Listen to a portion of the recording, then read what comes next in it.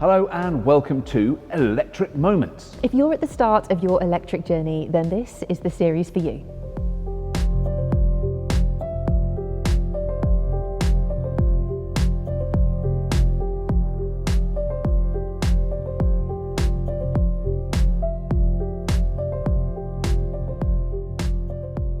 I'm always interested in why people switch to electric cars, and it seems that a great many of them, they are influenced by seeing someone else driving an electric car. Yeah, and actually it was my cousin who had an electric car before me, and she was this huge advocate. She really championed it, and that made me interested. I've had an electric car for 2.5 years now. For anybody who's thinking about making the switch to an electric car, I'd recommend that they speak to other EV drivers.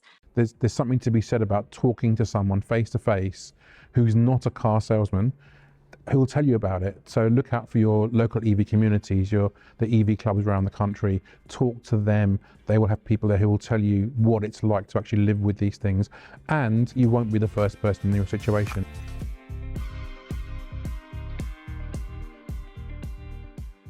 The thing that I like most about my Kia e-Niro is it's brilliant to drive, but also the regenerative braking is fantastic. So sometimes when I get back from the school run, I've even added a mile of range, which I love.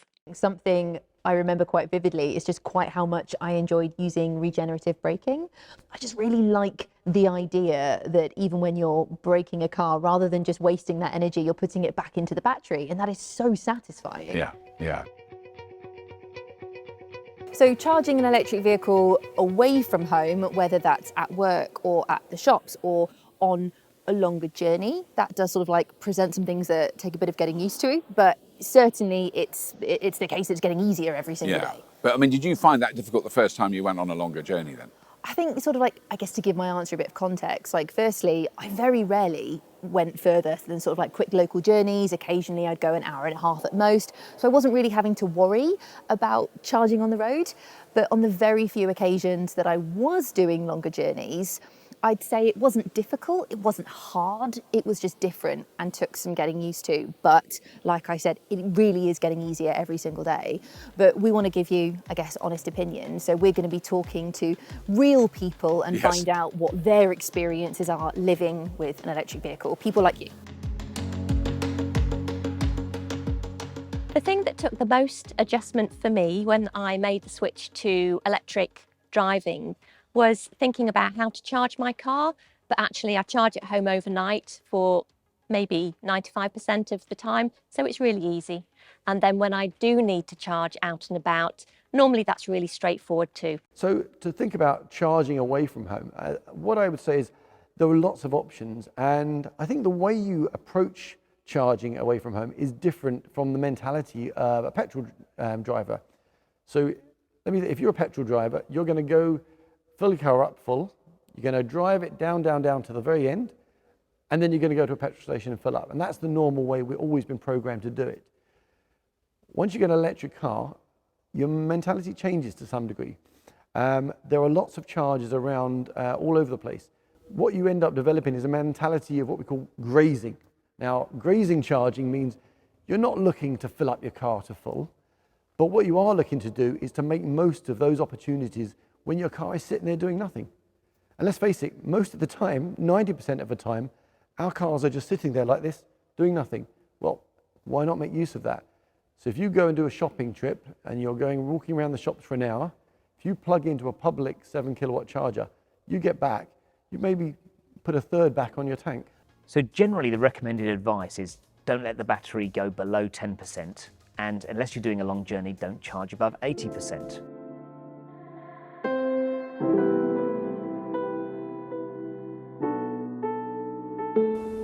I've been driving EVs for 4 years, and I started with a Nissan Leaf, which we got second-hand, and then after that we've got a Kia e-Niro. Did lots of adventures in that, and now I've got a Fiat 500e, that beautiful thing behind me.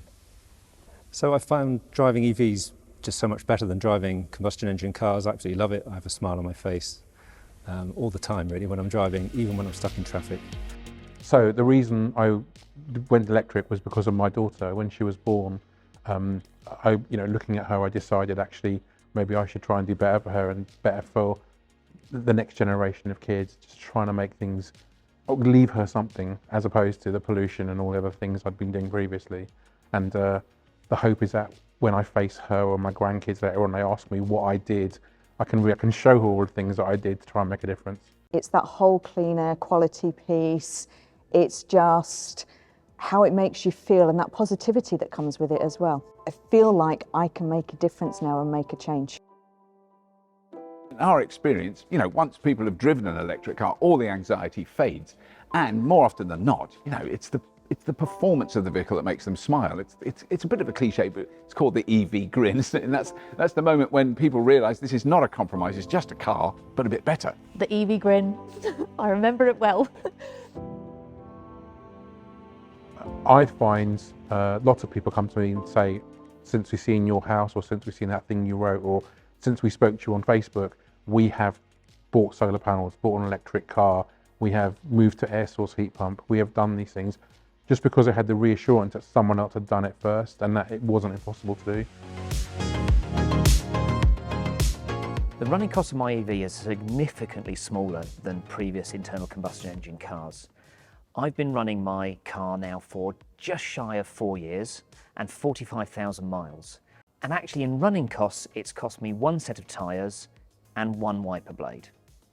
And that is a significant saving over my previous internal combustion engine cars. There is nothing better than when you've got peers telling you how great those vehicles are.